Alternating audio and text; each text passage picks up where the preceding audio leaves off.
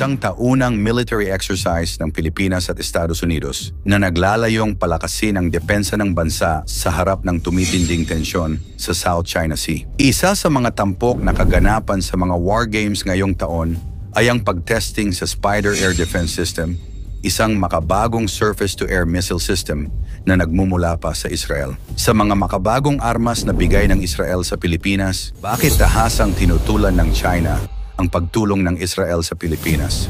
Takot na nga ba ito? Yan ang ating aalamin.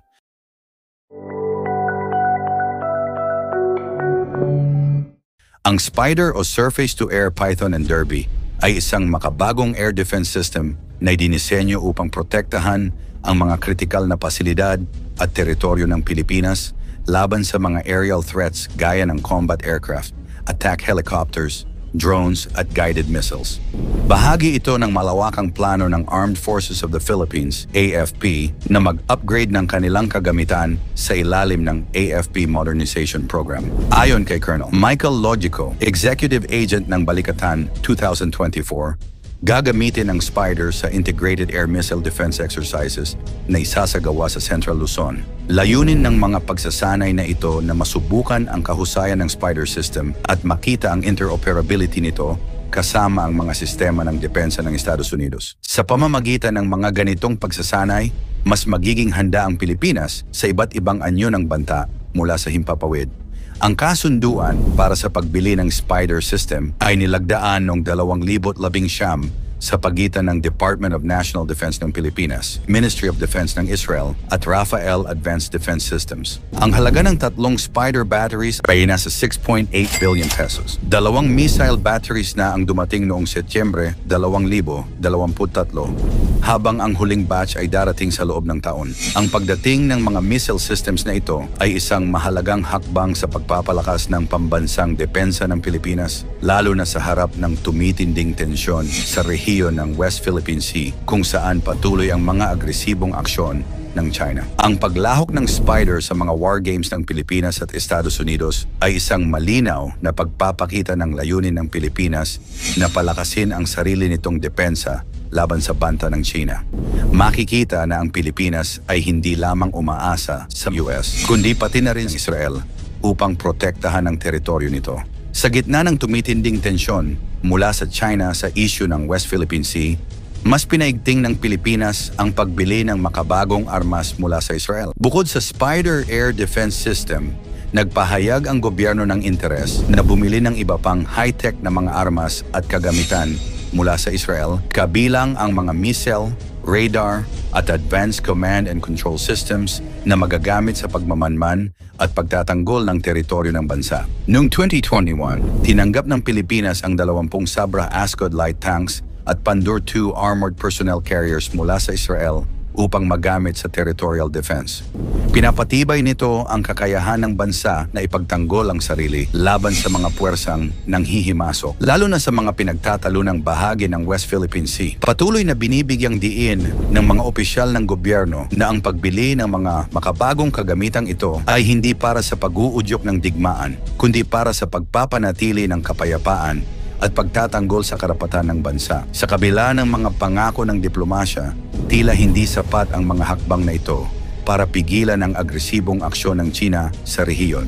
Ang pagdating ng Spider system ay hindi lamang para sa proteksyon mula sa mga air attacks, kundi pati na rin sa pagpapakita ng kahandaan ng Pilipinas na protektahan ang mga kritikal na bahagi ng bansa tulad ng military bases at mga sentrong ekonomikal. Sa tulong ng military cooperation ng Israel at US, higit na pinatatatag ng Pilipinas ang kanyang depensa laban sa anumang uri ng banta mula sa China. Kasaysayan ng bilateral na relasyon ng Israel at Pilipinas. Ang ugnayan ng Pilipinas at Israel ay may mahabang kasaysayan ng pagkakaibigan na nagsimula pa noong dekada 1930. Isa sa mga unang hakbang tungo sa matibay na samahan ay nang isagawa ni Pangulong Manuel Quezon ang Open Door Policy, kung saan tinanggap ng Pilipinas ang higit 1,300 Jewish refugees mula sa Europa noong kasagsagan ng Nazi persecution. Ang aksyong ito ng Pilipinas ang naging dahilan kung bakit hindi kailangan ng visa ng mga Pilipino kapag bumibisita sa Israel. At ganun din ang Israeli tourists na pumupunta sa bansa. Bukod dito, patuloy na pinalalakas ng dalawang bansa ang kanilang kooperasyon sa iba't ibang larangan tulad ng defense, agrikultura at teknolohiya na nagiging pundasyon ng matibay na ugnayang pang-internasyonal.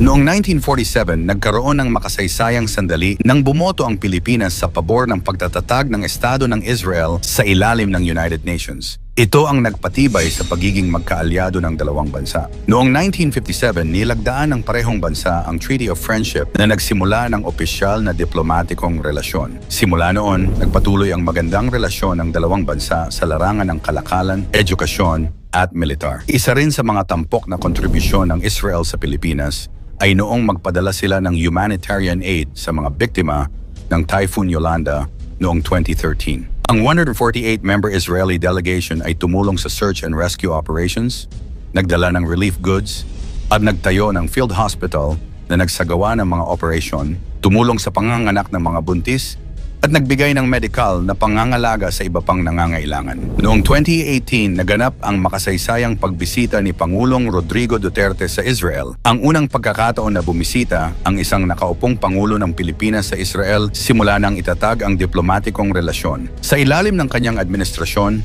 lumawak ang kooperasyon sa pagitan ng dalawang bansa, lalo na sa larangan ng militar, kalusugan at kalakalan. Sa tumitinding tensyon sa rehiyon ng West Philippine Sea, lalo na sa mga agresibong hakbang ng China, kinikilala ng Pilipinas ang kahalagahan ng malapit na pakikipagtulungan sa mga kaalyado tulad ng Israel at Estados Unidos. Ang mga makabagong armas na gaya ng Spider Air Defense System ay nagbibigay sa Pilipinas ng pagkakataong protektahan ang sarili mula sa mga banta ng mga dayuhang puwersa. Higit pa rito, ang pagdating ng mga bagong defense systems mula sa Israel at ang taunang balikatan exercises ay isang malinaw na mensahe sa China. Hindi magdadalawang isip ang Pilipinas na gamitin ang tulong ng kanyang mga kaalyado upang protektahan ang kanyang karapatan sa teritoryo nito. Bagamat mahalaga ang diplomasya, hindi maikakaila na ang mga bagong teknolohiya at kooperasyong militar ay nagbibigay ng kumpiyansa sa bansa na ipagtanggol ang sarili sa gitna ng mga alitan.